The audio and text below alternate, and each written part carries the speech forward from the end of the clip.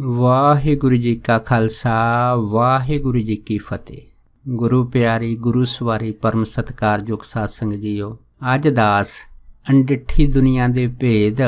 ਇਸ ਦੀ ਇੱਕ ਵਿਚਾਰ ਆਪ ਸਾਰੀਆਂ ਸੰਗਤਾਂ ਨਾਲ ਸਾਂਝਾ ਕਰਦਾ ਹੈਗਾ। ਦੇਖੋ, ਹਰੇਕ ਮਨੁੱਖ ਦੇ ਮਨ ਦੇ ਵਿੱਚ ਚਾਹੇ ਉਹ ਆਸਤਕ ਹੈ ਚਾਹੇ ਨਾਸਤਕ, ਇੱਕ ਇੱਛਾ ਹੁੰਦੀ ਆ ਕਿ ਇਹ ਜਿਹੜੀ ਮੇਰੀ ਯਾਤਰਾ ਹੈਗੀ ਆ ਇਹ ਸਰੀਰ ਤੋਂ ਬਾਅਦ ਅੱਗੇ ਵੀ ਚੱਲਦੀ ਆ ਜਾਂ ਇੱਥੇ ਸਮਾਪਤ ਹੋ ਜਾਂਦੀ ਆ। ਪਰ ਖਾਸ ਕਰਕੇ ਜਿਹੜੇ ਨਾਸਤਕ ਲੋਕੀ ਹੁੰਦੇ ਆ ਉਹ ਇੱਥੋਂ ਤੱਕ ਹੀ ਸੀਮਿਤ ਰਹਿ ਜਾਂਦੇ ਆ ਕਿ ਇਹ ਜੱਗ ਮਿੱਠਾ ਅਗਲਾ ਕਿਨੇ ਡਿੱਠਾ। ਪਰ ਜਿਹੜੇ ਧਾਰਮਿਕ ਲੋਕੀ ਹੁੰਦੇ ਉਹਨਾਂ ਨੂੰ ਪਤਾ ਹੈਗਾ ਕਿ ਇਹ ਯਾਤਰਾ ਅਨੰਤ ਦੀ ਯਾਤਰਾ ਹੈ। ਜਦ ਤੱਕ ਜੀਵ ਆਤਮਾ ਉਸ ਪਰਮਾਤਮਾ ਦੇ ਨਾਲ ਇੱਕ ਸੁਰ ਨਹੀਂ ਹੁੰਦੀ ਤਦ ਤੱਕ ਇਹਦੀ ਯਾਤਰਾ ਇਹ ਚੱਲਦੀ ਰਹਿੰਦੀ ਆ। ਅਤੇ ਇਸੇ ਹੀ ਚੱਲਦੀ ਯਾਤਰਾ ਦੇ ਵਿੱਚ ਜੀਵ ਦੇ ਕਰਮਾਂ ਅਨੁਸਾਰ ਇਸੇ ਹੀ ਜੀਵ ਆਤਮਾ ਜਿਹੜੀ ਆ ਉਹਦਾ ਮੁੜ ਮੁੜ ਕੇ ਜਨਮ ਅਤੇ ਮਰਨ ਹੁੰਦਾ ਰਹਿੰਦਾ ਹੈਗਾ। ਪਰ ਐਸੀਆਂ ਬਹੁਤ ਸਾਰੀਆਂ ਆਤਮਾ ਹੈਗੀਆਂ ਜਿਹੜੀਆਂ ਗੁਰੂ ਦੀ ਕਿਰਪਾ ਦੇ ਦੁਆਰਾ ਜਦ ਇਸ ਸੰਸਾਰ ਦੇ ਵਿੱਚ ਜਨਮ ਲੈ ਕੇ ਉਨਤ ਹੋ ਜਾਂਦੀਆਂ ਅਧਿਆਤਮਿਕ ਮਾਰਗ ਦੇ ਵਿੱਚ, ਫਿਰ ਉਹਨਾਂ ਦੀ ਜਿਹੜੀ ਯਾਤਰਾ ਹੈਗੀ ਉਹ ਅਨੰਤ ਦੀ ਤਰ੍ਹਾਂ ਵੱਧਦੀ ਹੈਗੀ ਆ ਅਤੇ ਉਸ ਲੋਕ ਵੱਲ ਚਲੀ ਜਾਂਦੀ ਆ ਜਿਨ੍ਹਾਂ ਲੋਕਾਂ ਨੂੰ ਅਸੀਂ ਜਪਜੀ ਸਾਹਿਬ ਦੇ ਵਿੱਚ 5 ਖੰਡ ਆਖਦੇ ਹਾਂ। ਇਸ ਤਰ੍ਹਾਂ ਇਹਨਾਂ ਖੰਡਾਂ ਦੀ ਫਿਰ ਯਾਤਰਾ ਜਿਹੜੀ ਆ ਉਹ ਸ਼ੁਰੂ ਹੋ ਜਾਂਦੀ ਆ। ਸੋ ਇਹ ਜਿਹੜੇ ਖੰਡ ਹੈਗੇ ਆ ਇਹਨਾਂ ਦੇ ਅੰਦਰ ਕੀ ਕੁਛ ਆ, ਇੱਕ ਇੱਕ ਖੰਡ ਦੇ ਅੰਦਰ ਕਰੋੜਾਂ ਕਰੋੜਾਂ ਬ੍ਰਹਿਮੰਡ ਵਾ ਅਤੇ ਇੱਕ ਇੱਕ ਖੰਡ ਦਾ ਵੀ ਕੋਈ ਅੰਤ ਨਹੀਂ ਹੈ। ਸੋ ਅੱਜ ਦਾਸ ਪਰਮਹੰਸ ਯੋਗਾਨੰਦ ਦੇ ਜੀਵਨ ਦੀ ਇੱਕ ਅਦੁੱਤੀ ਘਟਨਾ ਦਾ ਜ਼ਿਕਰ ਆਪ ਸਾਰੀਆਂ ਸੰਗਤਾਂ ਨਾਲ ਸਾਂਝਾ ਕਰਦਾ ਹੈਗਾ। ਦੇਖੋ, ਪਰਮਹੰਸ ਯੋਗਾਨੰਦ ਜੀ ਜਿਹੜੇ ਸੀਗੇ ਉਹ ਕਹਿੰਦੇ ਸੀਗੇ ਕਿ ਇੱਕ ਮੈਂ ਵਾਰ ਜਦੋਂ ਮੇਰਾ ਮੁੰਬਈ ਦੇ ਵਿੱਚ ਪ੍ਰੋਗਰਾਮ ਸੀਗਾ, ਉਸ ਟਾਈਮ ਮੈਂ ਰੀਜੈਂਟ ਇੱਕ ਹੋਟਲ ਆ ਬੰਬਈ ਦਾ, ਉਹਦੇ ਵਿੱਚ ਠਹਿਰਿਆ ਹੋਇਆ ਸੀਗਾ। ਜਦ ਕਹਿੰਦੇ ਮੈਂ ਇਸ ਹੋਟਲ 'ਚ ਠਹਿਰਿਆ ਸੀਗਾ ਹੈ ਨਾ, ਅਤੇ ਉਸ ਟਾਈਮ ਕਹਿੰਦੇ ਮੈਂ ਬਾਹਰ ਕੀ ਦੇਖਿਆ ਕਿ ਇੱਕ ਚਮਚਕਾਉਂਦੀ ਜਿਵੇਂ ਬਿਜਲੀ ਨਹੀਂ ਹੁੰਦੀ ਇਸ ਤਰ੍ਹਾਂ ਦਾ ਇੱਕ ਬਿਜਲੀ ਦਾ ਪ੍ਰਕਾਸ਼ ਕਹਿੰਦੇ ਕਿ ਮੈਂ ਆਪਣੇ ਹੋਟਲ ਤੋਂ ਬਾਹਰ ਡਿੱਠਾ। ਜਦੋਂ ਕਹਿੰਦੇ ਵੀ ਮੈਂ ਉਹ ਪ੍ਰਕਾਸ਼ ਦੇਖਿਆ, ਉਸ ਪ੍ਰਕਾਸ਼ ਤੋਂ ਬਾਅਦ ਕਹਿੰਦੇ ਇਸ ਤਰ੍ਹਾਂ ਲੱਗਾ ਕਿ ਜਿਵੇਂ ਜਿਹੜੀ ਸੂਰਜ ਦੀ ਧੁੱਪ ਹੈਗੀ ਉਹ ਉਸੇ ਪ੍ਰਕਾਸ਼ ਦੇ ਵਿੱਚ ਤਬਦੀਲ ਹੋ ਗਈ ਹੋਵੇ। ਅਤੇ ਇਹ ਝਿਲਮਿਲਾਉਂਦੇ ਪ੍ਰਕਾਸ਼ ਦੇ ਵਿੱਚ ਪਰਮਹੰਸ ਯੋਗਾਨੰਦ ਦੱਸਦੇ ਸੀ ਕਿ ਮੈਨੂੰ ਕ੍ਰਿਸ਼ਨ ਭਗਵਾਨ ਜੀ ਦੇ ਦਰਸ਼ਨ ਹੋਏ ਬਹੁਤ ਹੀ ਅਲੌਕਿਕ ਰੂਪ ਦੇ ਵਿੱਚ। ਕਹਿੰਦੇ ਮੈਂ ਖਿੜਕੀ ਥਾਣੀ ਦੇਖਿਆ ਕਿ ਸਾਹਮਣੇ ਕ੍ਰਿਸ਼ਨ ਭਗਵਾਨ ਜਿਹੜੇ ਉਹਨਾਂ ਨੇ ਬਾਂਸਰੀ ਫੜੀ ਹੋਈ ਆ ਅਤੇ ਇਸ ਬਾਂਸਰੀ ਦੇ ਨਾਲ ਕਹਿੰਦੇ ਵੀ ਉਹ ਬਾਂਸਰੀ ਵੀ ਵਜਾ ਰਿਹਾ, ਆਪਣਾ ਸਿਰ ਵੀ ਹਿਲਾ ਰਿਹਾ, ਹੱਥ ਵੀ ਹਿਲਾ ਰਿਹਾ। ਬਸ ਇਹ ਜਿਹੜਾ ਇਸ਼ਾਰਾ ਸੀਗਾ ਕਹਿੰਦੇ ਕੁਛ ਪਲ ਜਿਹੜਾ ਸੀਗਾ ਉਹ ਇਸ ਅਦ੍ਰਿਸ਼ ਦੁਨੀਆ ਦੇ ਵਿੱਚ ਮੈਨੂੰ ਦਿਖਾਈ ਦਿੱਤਾ। ਉਸ ਤੋਂ ਬਾਅਦ ਇਹ ਜਿਹੜਾ ਸਾਰਾ ਖੇਡ ਸੀਗਾ ਲੁਪਤ ਹੋ ਗਿਆ। ਜਦ ਕਹਿੰਦੇ ਇਹ ਖੇਡ ਲੁਪਤ ਹੋਇਆ, ਲੁਪਤ ਹੋਣ ਤੋਂ ਬਾਅਦ ਫਿਰ ਪਰਮਹੰਸ ਯੋਗਾਨੰਦ ਜੀ ਦੱਸਦੇ ਸੀ ਕਹਿੰਦੇ ਮੇਰੇ ਮਨ ਦੇ ਵਿੱਚ ਹੋ ਗਿਆ ਕਿ ਹੁਣ ਕੋਈ ਨਾ ਕੋਈ ਜ਼ਰੂਰ ਇੱਥੇ ਘਟਨਾ ਵਾਪਰਨ ਵਾਲੀ ਆ। ਪਰ ਕਹਿੰਦੇ ਉਹੀ ਗੱਲ ਹੋਈ, ਕ੍ਰਿਸ਼ਨ ਭਗਵਾਨ ਦੇ ਇਸ ਅਦੁੱਤੀ ਦਰਸ਼ਨ ਤੋਂ ਬਾਅਦ 19 ਜੂਨ 1936 ਨੂੰ ਕਹਿੰਦੇ ਜਦੋਂ ਦੁਪਹਿਰ ਦੇ 3 ਵਜੇ ਸੀਗੇ, ਉਸ ਟਾਈਮ ਮੈਂ ਆਪਣੇ ਪਲੰਘ ਦੇ ਉੱਤੇ ਸਮਾਧੀ 'ਚ ਬੈਠਾ ਸੀਗਾ ਕਿ ਅਚਨਚਿਤ ਜਿਹੜਾ ਮੇਰਾ ਕਮਰਾ ਸੀਗਾ ਪ੍ਰਕਾਸ਼ ਦੇ ਨਾਲ ਭਰ ਗਿਆ। ਜਦ ਕਮਰਾ ਪ੍ਰਕਾਸ਼ ਦੇ ਨਾਲ ਭਰਿਆ ਅਤੇ ਮੇਰਾ ਧਿਆਨ ਸਮਾਧੀ 'ਚੋਂ ਟੁੱਟਾ ਅਤੇ ਮੈਂ ਜਦ ਅੱਖਾਂ ਖੋਲ੍ਹੀਆਂ ਕੀ ਦੇਖਿਆ ਕਿ ਉਸੇ ਪ੍ਰਕਾਸ਼ ਦੇ ਵਿੱਚ ਕਹਿੰਦੇ ਮੈਨੂੰ ਆਪਣੇ ਗੁਰਦੇਵ ਸ਼੍ਰੀ ਜਗਤੇਸ਼ਵਰ ਜੀ ਦੇ ਕਹਿੰਦੇ ਵੀ ਮੈਨੂੰ ਦਰਸ਼ਨ ਹੋਏ। ਮੈਂ ਕੀ ਦੇਖਿਆ ਕਿ ਸ਼੍ਰੀ ਜਗਤੇਸ਼ਵਰ ਜੀ ਸਾਕਸ਼ਾਤ ਪ੍ਰਤੱਖ ਮੇਰੇ ਮੂਹਰੇ ਖੜ੍ਹੇ ਆ ਅਤੇ ਉਹਨਾਂ ਦਾ ਹੱਡ ਮਾਸ ਦਾ ਜਿਹੜਾ ਸਰੀਰ ਆ ਕਹਿੰਦੇ ਵੀ ਮੈਂ ਦੇਖ ਕੇ ਦੰਗ ਰਹਿ ਗਿਆ, ਜਦ ਕਿ ਮੈਂ ਆਪ ਹੱਥੀਂ ਉਹਨਾਂ ਦਾ ਸੰਸਕਾਰ ਕੀਤਾ ਸੀਗਾ। ਕਹਿੰਦੇ ਜਦੋਂ ਮੈਂ ਉਹਨਾਂ ਨੂੰ ਇਸ ਤਰ੍ਹਾਂ ਦੇਖਿਆ ਮੇਰੀ ਖੁਸ਼ੀ ਦੀ ਕੋਈ ਹੱਦ ਨਹੀਂ ਰਹੀ ਅਤੇ ਮੇਰੇ ਜਿਵੇਂ ਸਾਰੇ ਜਿਹੜੇ ਦੁੱਖ ਸੀ ਉਹ ਟੁੱਟ ਗਏ। ਅਤੇ ਮੈਂ ਦੌੜ ਕੇ ਜਾ ਕੇ ਬਿਨਾਂ ਨਮਸਕਾਰ ਕੀਤੇ ਸਿੱਧੀ ਜਾ ਕੇ ਕਹਿੰਦੇ ਉਹਨਾਂ ਨੂੰ ਗਲਵਕੜੀ ਦੇ ਵਿੱਚ ਪੂਰੀ ਤਰ੍ਹਾਂ ਕੁੱਟ ਲਿਆ। ਜਦ ਗਲਵਕੜੀ 'ਚ ਪੂਰੀ ਤਰ੍ਹਾਂ ਕੁੱਟ ਕੇ ਕਹਿੰਦੇ ਮੈਂ ਆਪਣਾ ਸਾਰਾ ਗਵਾਰ ਜਿਹੜਾ ਸੀਗਾ ਉਹ ਕੱਢਿਆ ਕਿ ਤੁਸੀਂ ਮੈਨੂੰ ਛੱਡ ਕੇ ਕਿਉਂ ਗਏ ਆ ਅਤੇ ਮੈਂ ਤੁਹਾਡੇ ਬਿਨਾਂ ਰਹਿ ਨਹੀਂ ਸੀ ਸਕਦਾ। ਪਰ ਅੱਜ ਮੈਨੂੰ ਇੰਨੀ ਖੁਸ਼ੀ ਆ ਕਿ ਮੇਰੀ ਖੁਸ਼ੀਆਂ ਦੇ ਵਿੱਚ ਚੰਗਾ ਨਿਕਲ ਰਹੀਆਂ ਕਿ ਮੈਂ ਆਪ ਜੀ ਦੇ ਦਰਸ਼ਨ ਕੀਤੇ ਆ। ਜਦ ਕਹਿੰਦੇ ਇਸ ਤਰ੍ਹਾਂ ਦੀ ਗੱਲ ਹੋਈ ਸੀ ਤਾਂ ਫਿਰ ਮੇਰੇ ਕਹਿੰਦੇ ਗੁਰਦੇਵ ਜਿਹੜੇ ਸੀ ਉਹ ਕਹਿੰਦੇ ਥੋੜ੍ਹਾ ਜਿਹਾ ਮੁਸਕਰਾਏ ਤਾਂ ਉਹਨੇ ਕਹਿੰਦੇ ਮੁਸਕਰਾਉਣ ਤੋਂ ਬਾਅਦ ਉਹਨਾਂ ਨੇ ਇੱਕ ਲਫ਼ਜ਼ ਬੋਲਿਆ ਸੀ ਕਿ ਮੇਰੇ ਪੁੱਤਰ। ਜਦੋਂ ਕਹਿੰਦੇ ਵੀ ਉਹਨੇ ਲਫ਼ਜ਼ ਬੋਲਿਆ ਹੈ ਨਾ ਕਿ ਮੇਰੇ ਪਿਆਰੇ ਪੁੱਤਰ, ਅਤੇ ਇਸ ਸ਼ਬਦ ਦੇ ਵਿੱਚ ਇੰਨੀ ਕਹਿੰਦੀ ਮਧੁਰਤਾ ਸੀਗੀ, ਇੰਨੀ ਮਿਠਾਸ ਸੀਗੀ ਅਤੇ ਇਹ ਸ਼ਬਦ ਜਿਹੜਾ ਸੀਗਾ ਇਹਦੇ ਸੁਣਦੇ ਸਾਰੀ ਜਿਵੇਂ ਮੇਰੇ ਕੰਨਾਂ ਦੇ ਵਿੱਚ ਪੂਰੀ ਤਰ੍ਹਾਂ ਰਸ ਭਰ ਗਿਆ ਹੋਵੇ, ਰਸ ਘੁਲ ਗਿਆ ਹੋਵੇ। ਉਸ ਤੋਂ ਬਾਅਦ ਕਹਿੰਦੇ ਫਿਰ ਮੇਰੇ ਗੁਰਦੇਵ ਨੇ ਮੈਨੂੰ ਆਖਿਆ ਸੀਗਾ ਕਿ ਤੂੰ ਪਹਿਲਾਂ ਥੋੜ੍ਹੀ ਜਿਹੀ ਜਿਹੜੀ ਗਲਵਕੜੀ ਤੋਂ ਪਾਈ ਆਪਣੀ ਢਿੱਲੀ ਕਰ, ਫਿਰ ਮੈਂ ਤੇਰੇ ਨਾਲ ਗੱਲ ਕਰਦਾ। ਕਹਿੰਦੇ ਫਿਰ ਮੈਂ ਆਪਣੀ ਜਿਹੜੀ ਥੋੜ੍ਹੀ ਜਿਹੀ ਗਲਵਕੜੀ ਪਾਈ ਸੀ ਢਿੱਲੀ ਕੀਤੀ ਢਿੱਲੀ ਕਰਨ ਤੋਂ ਬਾਅਦ ਕਹਿੰਦੇ ਮੈਂ ਆਪ ਹੀ ਸਵਾਲ ਪੁੱਛਿਆ ਕਿ ਗੁਰਦੇਵ ਜਿਸ ਸਰੀਰ ਨੂੰ ਮੈਂ ਆਪ ਰੇਤਾ ਦੇ ਵਿੱਚ ਦਫਨ ਕਰ ਦਿੱਤਾ ਸੀਗਾ, ਕਹਿੰਦੇ ਵੀ ਇਹ ਸਰੀਰ ਜਿਹੜਾ ਮੈਨੂੰ ਦਿਖਾਈ ਦੇ ਰਿਹਾ ਆਪ ਦਾ, ਕਿ ਇਹ ਵਾਕਿਆ ਹੀ ਹੱਡ ਮਾਸ ਦਾ ਸਰੀਰ ਹੈਗਾ। ਜਦ ਇੰਨੀ ਗੱਲ ਹੋਈ ਤਾਂ ਕਹਿੰਦੇ ਮੇਰੇ ਜਿਹੜੇ ਗੁਰਦੇਵ ਯੁਗਤੇਸ਼ਵਰ ਸੀਗੇ, ਕਹਿੰਦੇ ਵੀ ਉਹ ਮੁਸਕਰਾ ਪਏ, ਉਹ ਕਹਿਣ ਲੱਗੇ ਕਿ ਬਿਲਕੁਲ ਮੇਰਾ ਸਰੀਰ ਹੱਡ ਮਾਸ ਦਾ ਹੀ ਆ, ਪਰ ਗੱਲ ਇੰਨੀ ਹੈ ਕਿ ਉਹ ਜਿਹੜਾ ਸਰੀਰ ਉਸ ਟਾਈਮ ਬਣਿਆ ਸੀਗਾ ਉਹ 5 ਭੌਤਿਕ ਸਰੀਰ ਸੀਗਾ, ਜਿਹੜਾ ਦੁਨਿਆਵੀ ਸਰੀਰ ਧਾਰਨ ਕੀਤਾ ਸੀਗਾ। ਪਰ ਇਹ ਜਿਹੜਾ ਸਰੀਰ ਆ ਇਹ ਮੈਂ ਇੱਛਾ ਅਨੁਸਾਰ ਧਾਰਨ ਕੀਤਾ ਹੈਗਾ। ਇਹਦੇ ਵਿੱਚ ਇੱਛਾ ਦੇ ਅਨੁਸਾਰ ਜਿਹੜੇ ਆਕਾਸ਼ ਤੱਤਾਂ ਤੋਂ ਮੈਂ ਆਪਣਾ ਸਰੀਰ ਜਿਹੜਾ ਹੈਗਾ ਇਹ ਲੈ ਕੇ ਆਇਆ, ਅਤੇ ਜਦੋਂ ਮੇਰੀ ਇੱਛਾ ਰਹਿਤ ਹੋ ਜਾਏਗੀ ਤਾਂ ਇਹ ਸਰੀਰ ਜਿਹੜਾ ਹੈਗਾ ਫਿਰ ਮੁੜ ਕੇ ਆਕਾਸ਼ ਤੱਤਾਂ ਦੇ ਵਿੱਚ ਬਿਖਰ ਜਾਊਗਾ। ਅਤੇ ਜਦ ਕਹਿੰਦੇ ਇੰਨੀ ਗੱਲ ਹੋਈ ਸੀ ਤਾਂ ਫਿਰ ਕਹਿੰਦੇ ਮੈਂ ਆਪਣੇ ਗੁਰਦੇਵ ਨੂੰ ਪੁੱਛਿਆ ਸੀ ਵੀ ਗੁਰਦੇਵ ਤੁਸੀਂ ਇਹ ਦੱਸੋ ਵੀ ਤੁਸੀਂ ਰਹਿੰਦੇ ਕਿੱਥੇ ਆ। ਫਿਰ ਕਹਿੰਦੇ ਮੇਰੇ ਗੁਰਦੇਵ ਨੇ ਆਖਿਆ ਸੀਗਾ ਕਿ ਮੈਂ ਹੁਣ ਇਸ ਧਰਤੀ ਤੋਂ ਬਾਅਦ ਸੂਖਮ ਲੋਕ ਦੇ ਵਿੱਚ ਚਲਾ ਗਿਆ ਹੈਗਾ। ਅਤੇ ਇਹ ਸੂਖਮ ਲੋਕ ਕਿਸ ਤਰ੍ਹਾਂ ਦਾ ਹੁੰਦਾ, ਕਹਿੰਦੇ ਮੇਰੇ ਗੁਰਦੇਵ ਨੇ ਮੇਰੇ ਸਾਰੇ ਸਵਾਲਾਂ ਦਾ ਜਵਾਬ ਮੈਨੂੰ ਦਿੱਤਾ, ਅਤੇ ਉਹਦੇ ਵਿੱਚ ਉਹਨਾਂ ਨੇ ਇਹ ਦੱਸਿਆ ਕਿ ਇਹ ਜਿਹੜਾ ਸੂਖਮ ਲੋਕ ਹੈ ਜਿਸ ਵਿੱਚ ਮੈਂ ਰਹਿੰਦਾ ਹੈਗਾ, ਇਹ ਚਮਕੀਲੇ ਤਾਰੇ ਦੀ ਤਰ੍ਹਾਂ ਦਿਖਾਈ ਦਿੰਦਾ। ਅਤੇ ਇਸ ਸੂਖਮ ਲੋਕ ਦੇ ਅੰਦਰ ਕਹਿੰਦੇ ਵੀ ਜਿਵੇਂ ਇਸ ਧਰਤੀ ਦੇ ਉੱਤੇ ਉਹ ਕਈ ਖੰਡ ਬ੍ਰਹਿਮੰਡ ਵਾ, ਇਸੇ ਤਰ੍ਹਾਂ ਸੂਖਮ ਲੋਕ ਦੇ ਉੱਤੇ ਕਈ ਤਰ੍ਹਾਂ ਦੇ ਗ੍ਰਹਿ ਅਤੇ ਗ੍ਰਹਿ ਨਛੱਤਰ ਹੈ, ਉਹ ਵੀ ਸਾਰੇ ਸੂਖਮ ਹੈਗੇ ਆ। ਜਿਵੇਂ ਧਰਤੀ ਦੇ ਉੱਤੇ ਸੂਰਜ ਚੰਦਰਮੇ ਹੈਗੇ, ਇਸ ਤਰ੍ਹਾਂ ਸੂਖਮ ਲੋਕ ਦੇ ਵਿੱਚ ਜਿਹੜੇ ਸੂਰਜ ਚੰਦਰਮੇ ਹੈਗੇ ਆ। ਪਰ ਫਰਕ ਇੰਨਾ ਕਿ ਜਿਵੇਂ ਧਰਤੀ ਦੇ ਉੱਤੇ ਰੁੱਤਾਂ ਬਦਲਦੀਆਂ, ਉੱਥੇ ਰੁੱਤਾਂ ਨਹੀਂ ਬਦਲਦੀਆਂ, ਉੱਥੇ ਹਰੇਕ ਚੀਜ਼ ਸੁਹਾਵਣੀ ਰਹਿੰਦੀ ਆ। ਉਸ ਤੋਂ ਬਾਅਦ ਫਿਰ ਕਹਿੰਦੇ ਮੇਰੇ ਗੁਰਦੇਵ ਨੇ ਮੈਨੂੰ ਇਹ ਦੱਸਿਆ ਸੀਗਾ ਕਿ ਸੂਖਮ ਲੋਕਾਂ ਦੇ ਅੰਦਰ ਉਸ ਮੁਲਕ ਦੇ ਵਿੱਚ ਕਹਿੰਦੇ ਵੀ ਜਿੰਨੀਆਂ ਜਿਹੜੀਆਂ ਰੁੱਤਾਂ ਹੈਗੀਆਂ ਉਹ ਇੱਕ ਸਥਿਰ ਰਹਿੰਦੀਆਂ ਹੈਗੀਆਂ, ਉਹਨਾਂ ਦੇ ਵਿੱਚ ਕੋਈ ਪਰਿਵਰਤਨ ਨਹੀਂ ਹੁੰਦਾ ਹੈਗਾ। ਜਿਸ ਕਰਕੇ ਇਹ ਜਿਹੜੇ ਸੂਖਮ ਲੋਕ ਦੇ ਵਾਸੀ ਹੈਗੇ, ਇਹਨਾਂ ਸੁਹਾਵਣੀਆਂ ਰੁੱਤਾਂ ਦੇ ਵਿੱਚ ਸਦਾ ਇੱਕ ਬਹਾਰ ਰਹਿੰਦੇ ਆ। ਫਿਰ ਕਹਿੰਦੇ ਮੇਰੇ ਗੁਰਦੇਵ ਨੇ ਮੈਨੂੰ ਇਹ ਦੱਸਿਆ ਮੇਰੇ ਸਵਾਲਾਂ ਦੇ ਵਿੱਚ ਕਿ ਜਿਹੜੇ ਸੂਖਮ ਲੋਕਾਂ ਦੇ ਵਿੱਚ ਉਹ ਆਤਮਾਵਾਂ ਜਾਂਦੀਆਂ ਜਿਹੜੀਆਂ ਇਸ ਧਰਤੀ ਦੇ ਉੱਤੇ ਉਨਤ ਹੋ ਜਾਂਦੀਆਂ, ਭਾਵ ਕਿ ਅਧਿਆਤਮਕ ਮਾਰਗ ਦੇ ਵਿੱਚ ਤਰੱਕੀ ਕਰ ਜਾਂਦੀਆਂ, ਇਹ ਆਤਮਾ ਜਿਹੜੀਆਂ ਸੂਖਮ ਲੋਕ 'ਚ ਜਾਂਦੀਆਂ।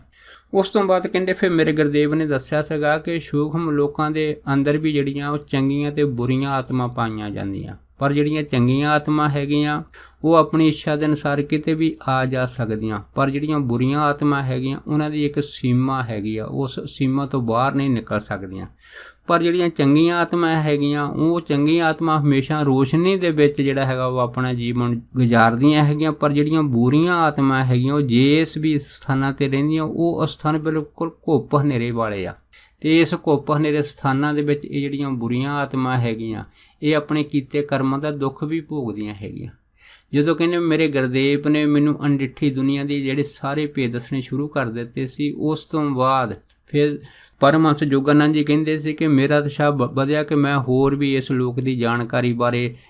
ਆਪਣੇ ਗੁਰਦੇਵ ਤੋਂ ਵਾਕਫੀਤ ਕਰਾਂ, ਪੁੱਛਾਂ। ਕਹਿੰਦੇ ਫਿਰ ਜਿਉਂ-ਜਿਉਂ ਮੈਂ ਸਵਾਲ ਪੁੱਛਦੇ ਗਏ ਤਾਂ ਮੇਰੇ ਗੁਰਦੇਵ ਨੇ ਦੱਸਿਆ ਕਿ ਜਿਵੇਂ ਧਰਤੀ ਦੇ ਉੱਤੇ ਨਦੀਆਂ, ਨਾਲੇ ਜਾਂ ਸਮੁੰਦਰ ਹੈਗੇ ਆ, ਇਸ ਤਰ੍ਹਾਂ ਸੂਖਮ ਲੋਕਾਂ ਦੇ ਵਿੱਚ ਵੀ ਸਮੁੰਦਰ ਅਤੇ ਦਰਿਆ ਜਿਨ੍ਹਾਂ ਦੀ ਗਿਣਤੀ ਕੋਈ ਨਹੀਂ ਉਹ ਪਾਈ ਜਾਂਦੀ ਆ। ਪਰ ਫਰਕ ਇੰਨਾ ਹੈਗਾ ਕਿ ਉੱਥੇ ਦਾ ਜਿਹੜਾ ਪਾਣੀ ਆ ਉਹ ਬਿਲਕੁਲ ਚਮਕੀਲਾ ਹੈਗਾ, ਉਸ ਜਲ ਦੇ ਅੰਦਰ ਦੂਰ ਤੱਕ ਦੇਖਿਆ ਜਾ ਸਕਦਾ ਹੈਗਾ। ਅਤੇ ਉਸ ਤੋਂ ਬਾਅਦ ਉਹਨੇ ਦੱਸਿਆ ਸੀਗਾ ਕਿ ਜਿਹੜੇ ਸੂਖਮ ਲੋਕਾਂ ਦੇ ਨਿਵਾਸੀ ਹੈਗੇ ਆ ਉਹਨਾਂ ਦੇ ਵਿੱਚ ਆਪਣੀ ਸਵੈ ਇੱਛਾ ਹੁੰਦੀ ਆ, ਸਵੈ ਇੱਛਾ ਦੇ ਅਨੁਸਾਰ ਇਸ ਲੋਕ ਦੇ ਵਿੱਚ ਅਨੰਤ ਤਰ੍ਹਾਂ ਦੇ ਜਿਹੜੇ ਹੈ ਉਹ ਲੋਕੀ ਪਾਏ ਜਾਂਦੇ ਆ, ਅਤੇ ਇਹ ਲੋਕੀ ਜਿਹੜੇ ਹੈ ਆਪਣੀ ਇੱਛਾ ਦੇ ਅਨੁਸਾਰ ਆਪਣਾ ਰੂਪ ਪਰਿਵਰਤਨ ਵੀ ਕਰ ਸਕਦੇ ਆ। ਔਰ ਕਮਾਲ ਹੈ ਕਹਿੰਦੇ ਵੀ ਕੋਈ ਵੀ ਜਿਹੜਾ ਆਦਮੀ ਹੈਗਾ ਉਹ ਆਪਣਾ ਰੂਪ ਜਿਹੜਾ ਵੀ ਉਹਨੂੰ ਪਸੰਦ ਹੋਵੇ ਉਹ ਧਾਰਨ ਕਰ ਸਕਦਾ ਹੈ। ਉਸ ਤੋਂ ਬਾਅਦ ਫਿਰ ਕਹਿੰਦੇ ਮੇਰੇ ਗੁਰਦੇਵ ਨੇ ਦੱਸਿਆ ਸੀਗਾ ਕਿ ਜਿਹੜੇ ਸੂਖਮ ਲੋਕਾਂ ਦੇ ਵਿੱਚ ਫੁੱਲ ਹੈਗੇ ਆ, ਜਾਂ ਪਾਣੀ ਵਿੱਚ ਰਹਿਣ ਵਾਲੀਆਂ ਮੱਛੀਆਂ ਹੈਗੀਆਂ, ਜਾਂ ਹੋਰ ਜਾਨਵਰ ਪਸ਼ੂ ਵੀ ਹੈਗੇ ਆ, ਉਹ ਵੀ ਕੁਛ ਟਾਈਮ ਵਾਸਤੇ ਆਪਣਾ ਮਨੁੱਖੀ ਰੂਪ ਧਾਰਨ ਕਰ ਸਕਦੇ ਆ। ਐਸੀ ਕਹਿੰਦੇ ਖੁੱਲ੍ਹ ਆ ਸੂਖਮ ਲੋਕਾਂ ਦੇ ਵਿੱਚ। ਉਸ ਤੋਂ ਬਾਅਦ ਫਿਰ ਕਹਿੰਦੇ ਮੇਰੇ ਗੁਰਦੇਵ ਨੇ ਦੱਸਿਆ ਸੀ ਕਿ ਸੂਖਮ ਲੋਕਾਂ ਵਿੱਚ ਕਿਸੇ ਚੀਜ਼ ਦਾ ਕਦੇ ਅੰਤ ਨਹੀਂ ਹੁੰਦਾ ਹੈ। ਫਰਜ਼ ਕਰੋ ਕਹਿੰਦੇ ਵੀ ਤੁਸੀਂ ਇੱਕ ਫੁੱਲ ਲੱਗਾ ਹੈਗਾ, ਉਹ ਫੁੱਲ ਤੁਸੀਂ ਤੋੜ ਲਓ ਅਤੇ ਉਹ ਫੁੱਲ ਤੋੜਨ ਦੇ ਨਾਲ ਦੂਸਰਾ ਫੁੱਲ ਉੱਥੇ ਆਪਣੇ ਆਪ ਹੀ ਪ੍ਰਗਟ ਹੋ ਜਾਂਦਾ ਹੈ। ਉਸ ਤੋਂ ਬਾਅਦ ਫਿਰ ਕਹਿੰਦੇ ਮੇਰੇ ਗੁਰਦੇਵ ਨੇ ਮੈਨੂੰ ਦੱਸਿਆ ਸੀਗਾ ਕਿ ਸੂਖਮ ਲੋਕਾਂ ਦੇ ਅੰਦਰ ਸਬਜ਼ੀਆਂ ਜਿਹੜੀਆਂ ਬਹੁਤ ਬਹੁਤਾਤ ਦੇ ਵਿੱਚ ਮਿਲਦੀਆਂ, ਪਰ ਇੱਥੇ ਦੇ ਜਿਹੜੇ ਨਿਵਾਸੀ ਹੈਗੇ ਆ ਇਹ ਸਬਜ਼ੀਆਂ ਦਾ ਸੇਵਨ ਕਰਦੇ ਆ, ਅਤੇ ਇੱਥੇ ਦਰਿਆਵਾਂ ਵਿੱਚ ਚੱਲ ਰਹੇ ਜਿਹੜੇ ਅੰਮ੍ਰਿਤਮਈ ਲਹਿਰਾਂ ਹੈਗੀਆਂ ਉਹਨਾਂ ਨੂੰ ਪੀ ਕੇ ਇਹ ਤ੍ਰਿਪਤ ਹੁੰਦੇ ਰਹਿੰਦੇ ਹੈ। ਉਸ ਤੋਂ ਬਾਅਦ ਕਹਿੰਦੇ ਮੇਰੇ ਗੁਰਦੇਵ ਨੇ ਦੱਸਿਆ ਸੀਗਾ ਕਿ ਇੱਥੋਂ ਦੇ ਜਿਹੜੇ ਨਿਵਾਸੀ ਹੈਗੇ ਉਹ ਜਦ ਚਾਹੇ ਆਪਣੀ ਇੱਛਾ ਦੇ ਅਨੁਸਾਰ ਕੋਈ ਵੀ ਸਬਜ਼ੀਆਂ ਪੈਦਾ ਕਰ ਸਕਦੇ ਆ, ਕਿਸੇ ਵੀ ਤਰ੍ਹਾਂ ਦੀ ਚੀਜ਼ ਜਿਹੜੀ ਉਹਨੇ ਛਕਣੀ ਹੋਵੇ ਉਹ ਖਾ ਸਕਦੇ ਆ। ਪਰ ਆਮ ਤੌਰ 'ਤੇ ਇੱਥੇ ਦੇ ਜਿਹੜੇ ਲੋਕੀ ਹੈਗੇ ਆ ਉਹਨਾਂ ਨੂੰ ਛਕਣ ਦੀ ਜ਼ਰੂਰਤ ਨਹੀਂ ਹੁੰਦੀ, ਪਰ ਫਿਰ ਵੀ ਇਹ ਆਪਣੀ ਇੱਛਾ ਦੇ ਨਾਲ ਇਹੋ ਜਿਹੇ ਆਹਾਰ ਕਰਦੇ ਆ। ਉਸ ਤੋਂ ਬਾਅਦ ਫਿਰ ਮੇਰੇ ਗੁਰਦੇਵ ਨੇ ਦੱਸਿਆ ਸੀਗਾ ਕਿ ਸੂਖਮ ਲੋਕਾਂ ਦੇ ਵਿੱਚ ਖਾਸ ਕਰਕੇ ਜਿੰਨੇ ਵੀ ਜਿਹੜੇ ਦਰਖਤ ਹੈਗੇ ਆ ਇਹਨਾਂ ਦੇ ਕੋਲ ਜਾ ਕੇ ਅਗਰ ਕੋਈ ਇੱਥੇ ਦੀਆਂ ਰਹਿਣ ਵਾਲੇ ਬਸ਼ਿੰਦੇ ਇਹਨਾਂ ਦਰਖਤਾਂ ਦੇ ਕੋਲੋਂ ਕਿਸੇ ਤਰ੍ਹਾਂ ਦਾ ਕੋਈ ਫਲ ਖਾਣ ਦੀ ਇੱਛਾ ਪ੍ਰਾਪਤ ਕਰਨ, ਕਿਸੇ ਵੀ ਚੀਜ਼ ਦੀ ਇੱਛਾ ਪ੍ਰਾਪਤ ਕਰਨ, ਇਹ ਜਿਹੜੇ ਦਰਖਤ ਹੈ ਉਸੇ ਟਾਈਮ ਉਹਦੀ ਇੱਛਾ ਪੂਰੀ ਕਰ ਦਿੰਦੇ ਆ। ਉਸ ਦਰਖਤਾਂ ਨੂੰ ਹਰੇਕ ਤਰ੍ਹਾਂ ਦਾ ਫਲ ਜਿਹੜਾ ਉਸੇ ਟਾਈਮ ਲੱਗ ਜਾਂਦਾ, ਪ੍ਰਗਟ ਹੋ ਜਾਂਦਾ ਹੈ। ਉਸ ਤੋਂ ਬਾਅਦ ਕਹਿੰਦੇ ਫਿਰ ਮੇਰੇ ਗੁਰਦੇਵ ਨੇ ਮੈਨੂੰ ਇਹ ਦੱਸਿਆ ਸੀਗਾ ਕਿ ਜਿਹੜੇ ਸੂਖਮ ਲੋਕਾਂ ਦੇ ਵਿੱਚ ਜਿਹੜੇ ਦਿਨ ਰਾਤ ਹੈਗੇ ਆ ਇਹ ਧਰਤੀ ਦੇ ਦਿਨ ਰਾਤਾਂ ਦੇ ਨਾਲੋਂ ਬਹੁਤ ਜ਼ਿਆਦਾ ਲੰਬੇ ਹੁੰਦੇ ਹੈਗੇ ਆ। ਉਸ ਤੋਂ ਬਾਅਦ ਫਿਰ ਕਹਿੰਦੇ ਮੇਰੇ ਗੁਰਦੇਵ ਨੇ ਦੱਸਿਆ ਸੀਗਾ ਕਿ ਜਿਹੜੇ ਸੂਖਮ ਲੋਕੀ ਆ ਇਹ ਬਿਲਕੁਲ ਨਿਰਮਲ ਹੁੰਦੇ ਆ, ਸ਼ੁੱਧ ਹੁੰਦੇ, ਸਵੱਛ ਹੁੰਦੇ ਆ, ਤੇ ਪਰ ਹੁੰਦੇ ਨਿਯਮਬੱਧ ਹੈ। ਧਰਤੀ ਦੇ ਲੋਕਾਂ ਵਾਂਗੂ ਇਹ ਜਿਹੜੀਆਂ ਠਗੀਆਂ, ਚੋਰੀਆਂ, ਚਲਾਕੀਆਂ, ਹੇਰਾ ਫੇਰੀਆਂ ਆਦਿ ਇਹ ਇਹਨਾਂ ਲੋਕਾਂ ਦੇ ਵਿੱਚ ਕਦੀ ਪਾਇਆ ਨਹੀਂ ਜਾਂਦਾ ਹੈਗਾ। ਫਿਰ ਉਸ ਤੋਂ ਬਾਅਦ ਕਹਿੰਦੇ ਮੇਰੇ ਗੁਰਦੇਵ ਨੇ ਦੱਸਿਆ ਸੀਗਾ ਕਿ ਜਿਵੇਂ ਧਰਤੀ ਦੇ ਵਿੱਚ ਕਹਿੰਦੇ ਵੀ ਘਾਹ, ਪੱਤੇ, ਬੈਕਟੀਰੀਆ, ਕੀੜੇ ਮਕੌੜੇ, ਸੱਪ ਇਸ ਤਰ੍ਹਾਂ ਦੇ ਜਾਨਵਰ ਹੁੰਦੇ ਆ, ਪਰ ਸੂਖਮ ਲੋਕਾਂ ਦੇ ਵਿੱਚ ਇਹੋ ਜਿਹੇ ਜਿਹੜੇ ਜਾਨਵਰ ਆ ਉਹ ਬਿਲਕੁਲ ਨਹੀਂ ਪਾਏ ਜਾਂਦੇ। ਉਸ ਤੋਂ ਬਾਅਦ ਇੱਥੇ ਦਾ ਜਿਹੜਾ ਮੌਸਮ ਹੈਗਾ ਇਹ ਸਦਾ ਬਹਾਰ ਰਹਿੰਦਾ, ਧਰਤੀ ਦੇ ਮੌਸਮ ਵਾਂਗੂ ਕਦੀ ਬਦਲਦਾ ਨਹੀਂ ਆ। ਪਰ ਕਿਤੇ ਕਿਤੇ ਕਹਿੰਦੇ ਮੇਰੇ ਗੁਰਦੇਵ ਨੇ ਦੱਸਿਆ ਸੀਗਾ ਕਿ ਇਸ ਅਣਡਿੱਠੀ ਦੁਨੀਆ ਦੇ ਅੰਦਰ ਕਿਤੇ ਕਿਤੇ ਚਮਕੀਲੀ ਬਰਫ਼ ਜਿਹੜੀ ਆ ਉਹ ਜ਼ਰੂਰ ਡਿੱਗਦੀ ਹੈਗੀ ਆ। ਉਸ ਤੋਂ ਬਾਅਦ ਕਹਿੰਦੇ ਫਿਰ ਮੇਰੇ ਗੁਰਦੇਵ ਨੇ ਦੱਸਿਆ ਸੀਗਾ ਕਿ ਇਹਨਾਂ ਸੂਖਮ ਲੋਕਾਂ ਦੇ ਵਿੱਚ ਇੱਕ ਨਹੀਂ ਕਰੋੜਾਂ ਤਰ੍ਹਾਂ ਦੇ ਜਿਹੜੇ ਜੀਵ ਹੈਗੇ ਆ, ਨਿਵਾਸੀ ਹੈਗੇ, ਉਨਤ ਆਤਮਾ ਜਿਹੜੀਆਂ ਨਿਵਾਸ ਰੱਖਦੀਆਂ ਹੈਗੀਆਂ, ਅਤੇ ਆਪਣੇ ਕਰਮਾਂ ਦੇ ਅਨੁਸਾਰ ਇਹ ਜਿਹੜੀਆਂ ਆਤਮਾਵਾਂ ਹੈਗੀਆਂ ਸੂਖਮ ਲੋਕਾਂ ਦੇ ਵਿੱਚ ਵੱਖਰੋ ਵੱਖਰੇ ਗ੍ਰਹਿਆਂ ਦੇ ਵਿੱਚ ਰਹਿੰਦੀਆਂ ਹੈਗੀਆਂ। ਸੋ ਇਹੋ ਜਿਹੇ ਜਿਹੜੇ ਹਨ ਸੂਖਮ ਲੋਕਾਂ ਦੇ ਨਿਵਾਸੀ ਹੈਗੇ ਆ ਉਹਨਾਂ ਦੇ ਅੰਦਰ ਹਰੇਕ ਤਰ੍ਹਾਂ ਦੀ ਜਿਹੜੀ ਇੱਛਾ ਹੈਗੀ ਆ ਉਹ ਇੱਛਾ ਇੰਨੀ ਪ੍ਰਬਲ ਹੁੰਦੀ ਆ ਕਿ ਉਹ ਜੇ ਕੋਈ ਵੀ ਅਗਰ ਠੋਸ ਪਦਾਰਥ ਆ ਤਾਂ ਉਸ ਨੂੰ ਤਰਲ ਵਿੱਚ, ਊਰਜਾ ਵਿੱਚ ਜਾਂ ਬਾਜੂ ਦੇ ਵਿੱਚ ਆਪਣੀ ਇੱਛਾ ਸ਼ਕਤੀ ਦੇ ਨਾਲ ਹੀ ਉਹ ਬਦਲ ਸਕਦੇ ਆ। ਪਰ ਜਿਵੇਂ ਧਰਤੀ ਦੇ ਵਿੱਚ ਕਿਸੇ ਠੋਸ ਪਦਾਰਥ ਨੂੰ ਅਸੀਂ ਅਗਰ ਤਰਲ ਬਣਾਉਣਾ ਹੋਵੇ ਤਾਂ ਫਿਰ ਰਸਾਇਣਿਕ ਕਿਰਿਆ ਦੁਆਰਾ ਹੁੰਦਾ, ਪਰ ਇੱਥੇ ਸਭ ਕੁਝ ਜਿਹੜਾ ਹੈ ਨਾ ਉਹ ਇੱਛਾ ਮੁਤਾਬਕ ਹੀ ਹੋ ਜਾਂਦਾ ਹੈਗਾ। ਉਸ ਤੋਂ ਬਾਅਦ ਫਿਰ ਕਹਿੰਦੇ ਵੀ ਮੇਰੇ ਗੁਰਦੇਵ ਨੇ ਇਹ ਦੱਸਿਆ ਸੀਗਾ ਕਿ ਇੱਥੇ ਖਾਸ ਕਰਕੇ ਜਿਹੜਾ ਜਨਮ ਹੁੰਦਾ ਹੈਗਾ, ਜਿਵੇਂ 4 ਤਰ੍ਹਾਂ ਦਾ ਜਨਮ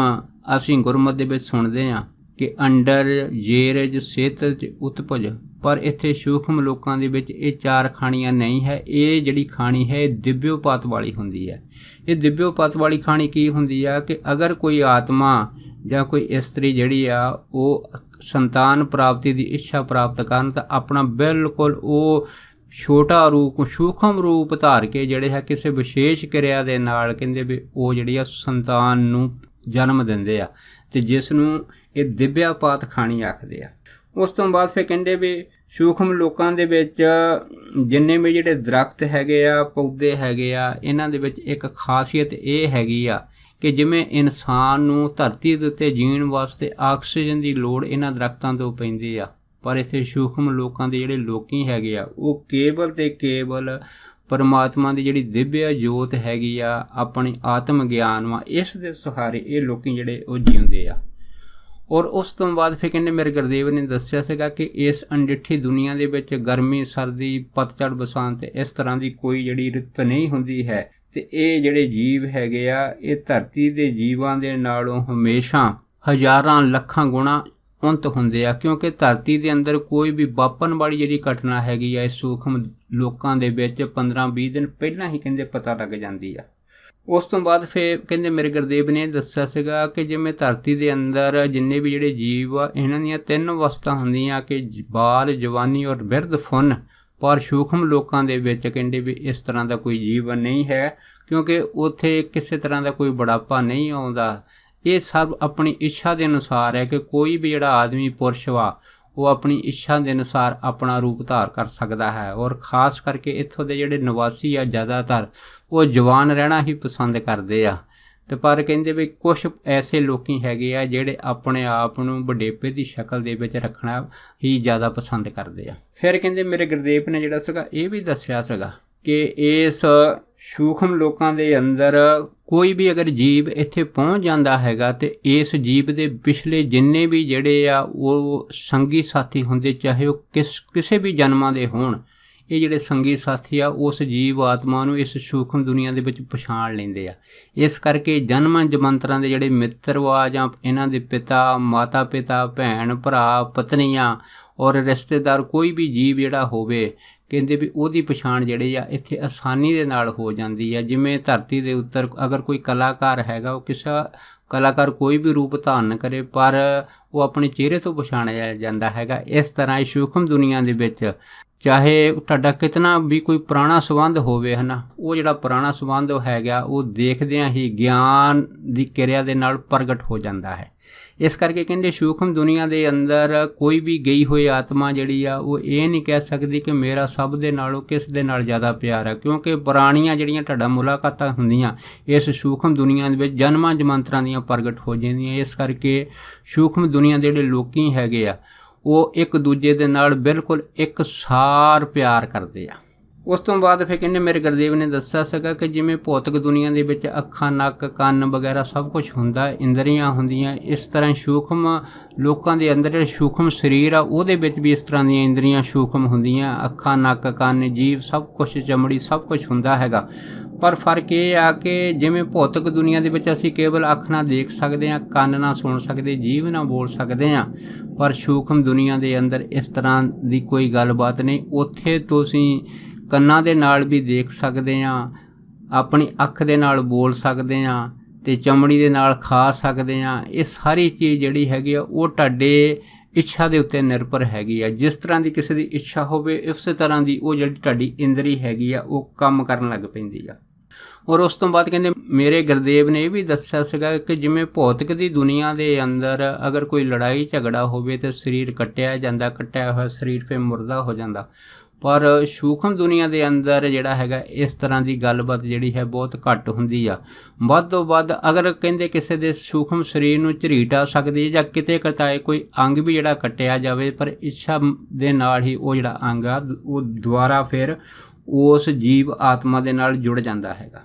ਉਸ ਤੋਂ ਬਾਅਦ ਫਿਰ ਕਹਿੰਦੇ ਮੇਰੇ ਗੁਰਦੇਵ ਨੇ ਦੱਸਿਆ ਸੀਗਾ ਕਿ ਜਿਵੇਂ ਭੌਤਿਕ ਦੁਨੀਆ ਦੇ ਅੰਦਰ ਖਾਸ ਕਰਕੇ ਤਿਉਹਾਰ ਮਨਾਏ ਜਾਂਦੇ ਆ, ਦੀਵਾਲੀ, ਦੁਸਹਿਰਾ, ਵਿਸਾਖੀ ਇਤਆਦਿਕ, ਅਤੇ ਇੱਥੇ ਲੋਕ ਇਹਨਾਂ ਖਾਸ ਤਿਉਹਾਰਾਂ ਦੇ ਮੌਕਿਆਂ ਦੇ ਉੱਤੇ ਇਕੱਠੇ ਹੁੰਦੇ ਆ। ਇਸ ਤਰ੍ਹਾਂ ਸੂਖਮ ਦੁਨੀਆ ਦੇ ਅੰਦਰ ਵੀ ਜਿਹੜੇ ਹੈ ਉਹ ਜੀਵ ਤਿਉਹਾਰਾਂ ਦੇ ਮੌਕੇ 'ਤੇ ਇਕੱਠੇ ਹੋ ਜਾਂਦੇ ਆ। ਅਤੇ ਇਸ ਤਿਉਹਾਰਾਂ ਦੇ ਮੌਕੇ ਦੇ ਅੰਦਰ ਕਹਿੰਦੇ ਵੀ ਆਪ ਪਰਮਾਤਮਾ ਜਿਹੜਾ ਹੈਗਾ ਉਹਨਾਂ ਦੀ ਇੱਛਾ ਦੇ ਅਨੁਸਾਰ ਰੂਪ ਧਰਦਾ ਹੈਗਾ ਅਤੇ ਰੂਪ ਧਰ ਕੇ ਉਹਨਾਂ ਦੇ ਸਾਹਮਣੇ ਆ ਜਾਂਦਾ ਹੈ ਅਤੇ ਉਹਨਾਂ ਨੂੰ ਸਾਹਮਣੇ ਆ ਕੇ ਕਹਿੰਦੇ ਫਿਰ ਉਹਨਾਂ ਨੂੰ ਦਰਸ਼ਨ ਦਿਦਾਰੇ ਦਿੰਦਾ। ਅਤੇ ਇਹ ਲੋਕ ਜਿਹੜੇ ਹੈਗਾ ਫਿਰ ਉਸ ਆਪਣੇ ਇਸ਼ਟ ਦੀ, ਚਾਹੇ ਉਹਦਾ ਇਸ਼ਟ ਜਿਹੜਾ ਹੈ ਨਾ ਕਿਸੇ ਵੀ ਧਾਰਮਿਕ ਗੁਰੂ ਦੇ ਰੂਪ ਦੇ ਵਿੱਚ ਹੋਵੇ, ਅਤੇ ਇਹ ਲੋਕ ਉਹਦੀ ਜਿਹੜੇ ਹੈ ਉਹ ਸ਼ੋਭਾ ਕਰਦੇ ਆ, ਉਸਤਤੀ ਕਰਦੇ ਆ ਅਤੇ ਵਡਿਆਈ ਕਰਦੇ ਆ। ਇਸ ਤੋਂ ਬਾਅਦ ਫਿਰ ਕਹਿੰਦੇ ਮੇਰੇ ਗੁਰਦੇਵ ਨੇ ਇਹ ਦੱਸਿਆ ਸੀਗਾ ਕਿ ਇੱਥੇ ਸੂਖਮ ਦੁਨੀਆ ਦੇ ਅੰਦਰ ਖਾਸ ਕਰਕੇ ਜਿਹੜੀ ਉਮਰਾਂ ਹੈਗੀਆਂ ਇਹਨਾਂ ਜੀਵ ਆਤਮਾ ਦੀਆਂ, ਇਹ ਘੱਟ ਤੋਂ ਘੱਟ 500 ਸਾਲ, 1000 ਸਾਲ ਤਾਂ ਇਹ ਤੋਂ ਵੀ ਕਈ ਜ਼ਿਆਦਾ